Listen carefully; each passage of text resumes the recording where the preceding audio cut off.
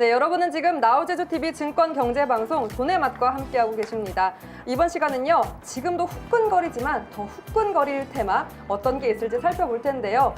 채널 고정 끝까지 부탁드리고요. 오늘도 올라올라 김은수 아나운서님과 함께합니다. 아나운서님 안녕하세요. 네, 안녕하세요. 지금도 후끈후끈 하지만 더 뜨거워질 테마 저 뭔지 알 것 같기도 한데 도대체 어떤 게 뜨거운지 소개 좀 부탁드릴게요. 네, 오늘은요 대선 테마주에 대해서 준비를 했습니다. 대선 테마주, 정치 테마주라고도 불리죠. 대선 테마주는 선거 때마다 기승을 부리는데요.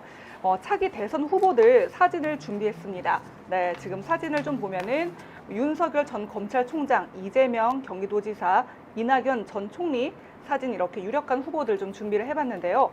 사실 이 대선 테마주는요, 시스템보다는 학연, 지연, 혈연, 인맥으로 인한 연결고리가 하나만 있어도 이 관련 주가가 급등하는 모습을 볼 수가 있습니다.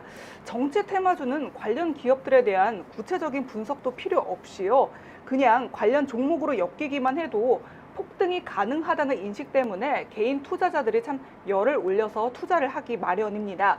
최근에 정치 테마주 검색만 해도요, 수많은 기사와 게시글, 동영상이 막 나오는데요. 맞아요. 보니까 시점, 출처, 근거도 모두 제각각인 경우가 상당히 많습니다. 그래서 개인 투자자에게는 대선 테마주가 5년에 한 번 오는 이런 기회로 인식이 되면서 이 투자에 열을 올리고 있다고 합니다. 네. 그러니까요. 이 투자자들 정말 네. 개의치 않은 분위기고 오히려 더 뜨거워지고 있는 추세인데 네. 이렇게 시장의 이목이 이미 내년 대선에 쏠리는 이유가 과거에도 사실 이 일부 종목들이 대선 테마주로 엮이면서 주가가 정말 천정부지로 뛰었어요. 네, 맞습니다. 대선을 지금 9개월 정도 앞두고 있는데요. 과거에 보면 이 후보들의 테마주가 급등하는 역사는 그리 길지는 않습니다. 16대 대선은요, 대선 테마주의 태동기라고 불립니다. 그러니까 고 노무현 전 대통령이 수도 이전 정책을 내세우면서 충청권에 연고를 둔 계룡건설이 급등하는 모습을 보여줬는데요. 다만 이후에는 좀 지지부진하다가 선거 날에 큰 폭으로 올랐습니다. 그리고요, 대선 테마주가 판세를 키운 건 바로 17대 대선이었습니다. 이명박 전 대통령이요, 경선 승리 이후에 대운하 테마주 이화 공영 주가가 한 달 만에 2배나 뛰었고요. 대선 1주 전엔 전년 대비 3,096%나 급등하는 모습을 보여줬습니다. 관련 표 하나 좀 보고 갈게요. 네, 지금 최근에 이제 테마주 사이버 얼럿 발동 현황입니다.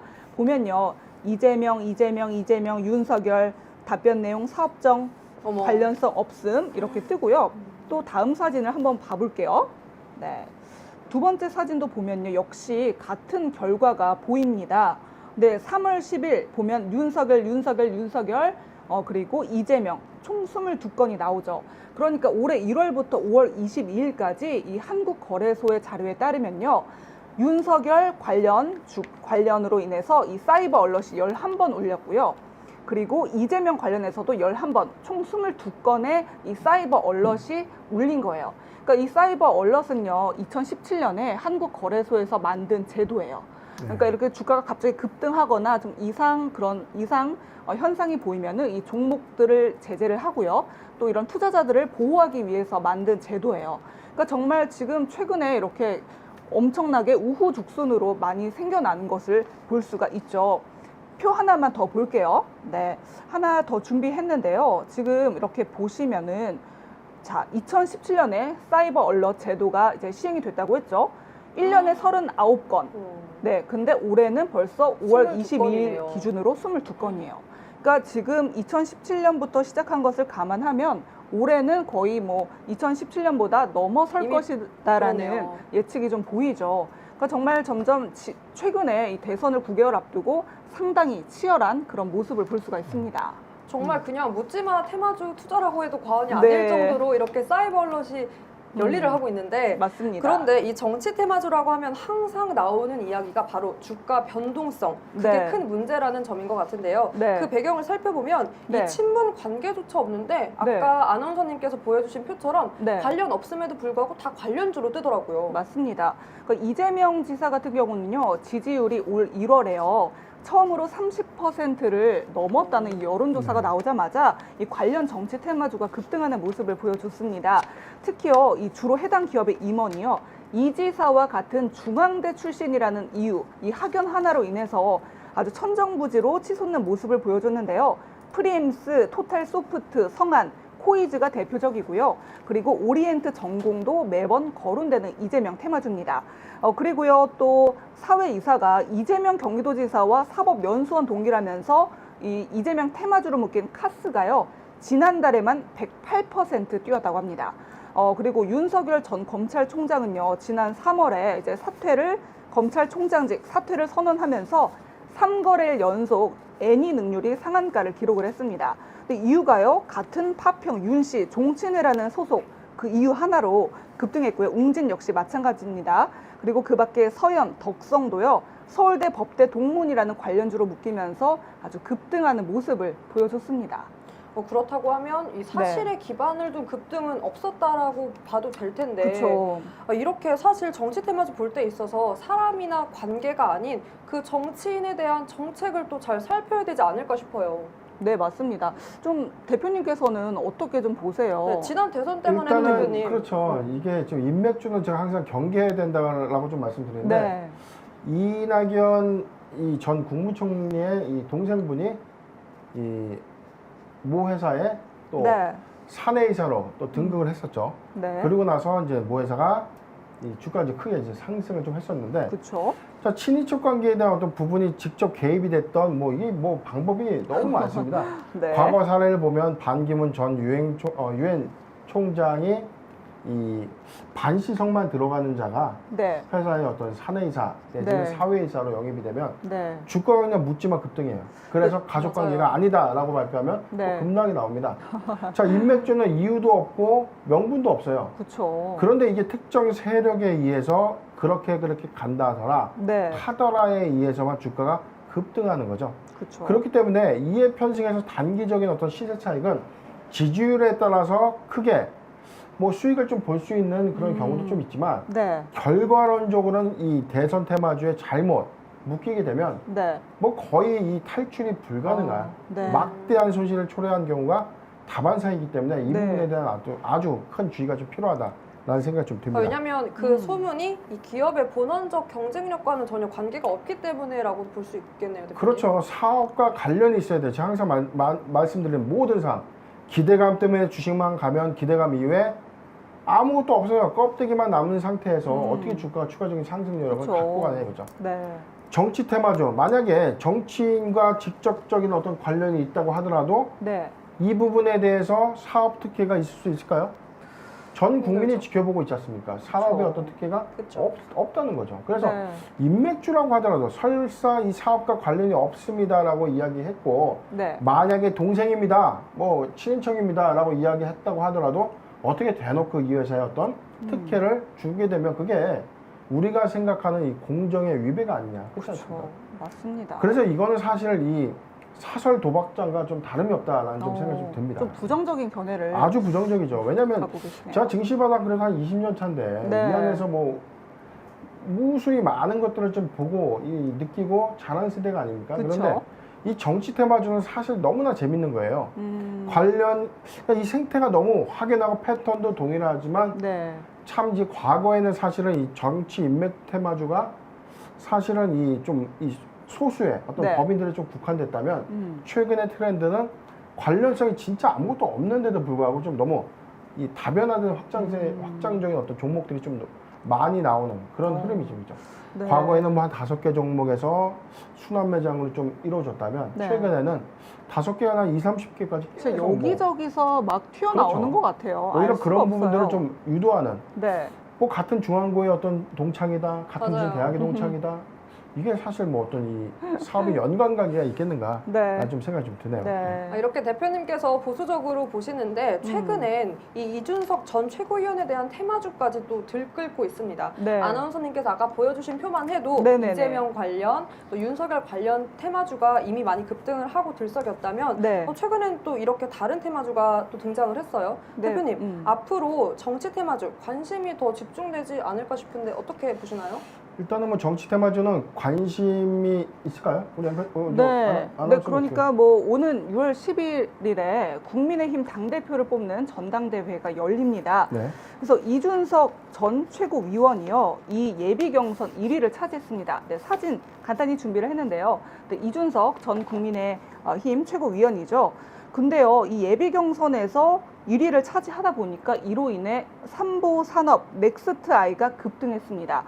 37.9%, 30.1%, 네, 무려 이렇게 높은 수치를 보였는데요. 이 삼보산업이란 넥스트 아이가 이준석 테마주로 엮이는 이유가 이 이준석 전 위원의 아버지와 또 관련이 있다고 합니다. 그러니까 금융인 출신인 이 전 최고위원의 아버지가요, 과거 이 삼보산업의 자회사 하이드로젠 파워의 법정 관리를 맡았고 넥스트 아이의 감사위원으로 재직해서 이제 관련해서 급등을 했다고 하는데요. 참 정말 앞으로 대선 이슈가 계속 나올 텐데 이런 식으로 정말 인맥, 지연, 혈혈, 그러니까요. 네, 벌써 어디까지 엮일지 네, 좀 대단한 것 같아요. 예, 이 제도적 마련도 좀 필요한데 네. 항상 해마다 대선 테마 인맥주의 어떤 주의보 발령이 항상 있거든요. 그렇죠. 그런데 이 개선되지 못하고 있다는 것은 물론 이 시장감시위원회나 금융위원회에서도 주시를 할 겁니다. 네. 관련 있는 어떤 이 계좌라든가 불특정한 어떤 이 세력에 의해서 주가가 이제 크게 시세만 좀 내는 움직임에 대한 어떤 모니터링이 좀 강화가 좀 되고 있는데 네. 그럼에도 불구하고 이게 기승을 부리는 것은 그만큼 열광하는 국민들이 많다는 거예요. 그만큼 투자자들이 많다는 거죠. 좋아하죠, 개인 투자자들이. 약간 뭐 저도 그런 성향이 좀 있지만 네. 솔직히 우리가 투자를 함에 있어서 정석주, 가치주, 실적주에 투자라는 것은 맞다라고 다 인식을 해요. 그렇죠. 그런데 다소 내가 산 주식은 너무 더디게 가는 것 같아요. 1년 동안 제자리 걸으면 10%, 20%뿐이 못 올랐네 하지만 정치 테마주는 단기간에. 눈으로 보고 있지만 하루에도 왔다 너무나 갔다. 많은 급등락을 거치면서 한 달 있다 보니까 갑자기 3배가 꽁충 뛰었네, 아이고. 4배가 뛰었네, 이런 게 너무 배가 아픈 겁니다. 그래서 지금이라도 늦지 않았다, 이분이 대통령 되면 이 주식 그래도 시세 남아있다라는 네. 얕은 기대감을 갖고 고점에 들어가는 겁니다. 그러다 아이고. 물리기도 하고 네. 조금 먹고 나오기도 하는데 네.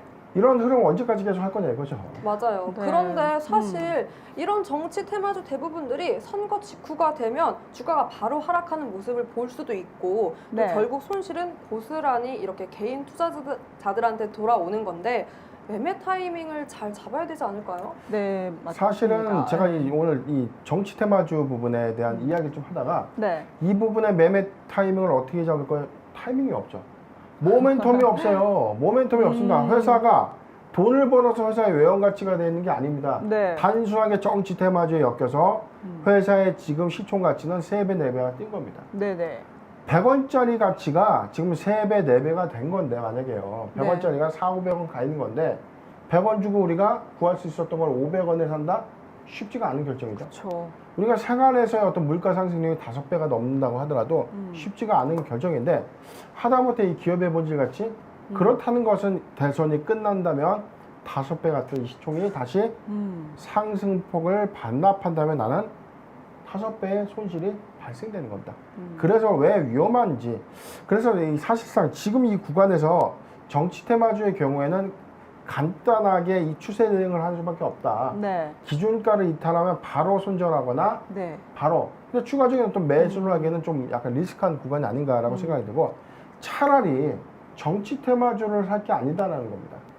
차라리 투자를 할 거면 정치 테마주의 인맥주가 아니라 정책 수혜주의 옥석 가리기 관점에서 실제 이 정책이 실행됨에 있어서 네. 이 기업이 돈을 벌 수 있는가라는 관점만 좀 생각하는데 네. 과거 사례로 참고할 수 있는 기업이 바로 이화공영이었죠. 네. 4대 강행 사업이 본격화되고 나서 당시에 토목, 건설업들의 어떤 호황기, 건설업 전반적인 어떤 이익 개선이 크게 증가했던 어떤 사례들이 좀 있었기 때문에 네. 정책 수혜주에 우리가 좀 더 관심을 갖는 게 맞다라는 생각이 좀 듭니다. 네, 그리고 좀 덧붙이면 이 네. 대선 테마주는요, 이 선거 이후에 상장 폐지하는 경우도 종종 있다고 해요. 그렇죠. 네, 그런 정말 관련 이슈가 사그라들면 끝없이 하락하기 때문에 정말 대표님 말씀처럼 이 시점을 잘 보고 들어가야 할 것 같습니다. 네. 대표님께서 굉장히 아까 또 중요한 내용을 짚어주셨던 게 정책 테마주의 옥석 가리기에 오히려 집중을 해라라고 짚어주셨지만 그럼에도 불구하고 이렇게 나는 정치 테마주 그래도 한번 해보고 싶어 라고 하는 분들 있을 거거든요. 분명히 많습니다. 네, 네. 그런 분들한테 그래도 이거 당부해라, 조심해라라고 당부 말씀 한마디 부탁드려도 될까요? 일단 정치 테마주의 어떤 지지율을 우리가 기점으로 해서 사실은 우리가 이 회사의 어떤 틱, 움직이는 호가창만 보고 투자를 할 것이 아니라 네. 만약에 정치 테마주의 아주 조그만 네. 용돈을 갖고 날려도 상관이 없습니다 라는 그런 자금을 무조건 해야겠다고 하시는 그런 분들이 있으면 힘은 많이 볼 수밖에 없어요. 지지율에 우리가 관심 갖고 지지율에 따른 어떤 그렇죠. 정책 그다음에 수의 움직임을 면밀하게 좀 잘 따져서 투자하는 네. 것이 맞고 결론적으로는 좀 저는 강조드리고 싶지 않습니다. 아. 네, 이렇게 네. 헐거운 연결고리보다는 네, 대표님이 언제나 주장하시는 이렇게 탄탄한, 맞나요? 그렇죠. 탄탄한 딴딴이죠. 딴딴. 단단한, 네, 네. 단단한 정확한 이런 실질적 수주가 연관된 네, 탄탄한 기업 그런 정책 테마주를 오히려 옥석을 가려보는 걸로 네, 의견을 제시해 주셨습니다. 저희 오늘은 정치 테마주 관련에 대해서 이야기 나눠봤는데요. 예고편에 불과합니다. 앞으로 대선 때까지 또 더 재미있는 얘기 저희가 많이 담아올 테니까요. 끝까지 기대해 주셨으면 좋겠습니다. 오늘 두 분 말씀 너무 감사합니다. 감사합니다. 네, 저희가 살펴본 종목만큼은 모두 현명한 투자 전략 세워가셨으면 좋겠습니다. 돈의 맛 여기서 끝이 아닙니다. 상한가를 꿈꾸는 남자 민경철 전문가의 상승률, 하락률, 상위 종목 분석 바로 전해드리면서 저희는 내일 다시 인사드리겠습니다. 돈의 맛 끝까지 시청해주세요.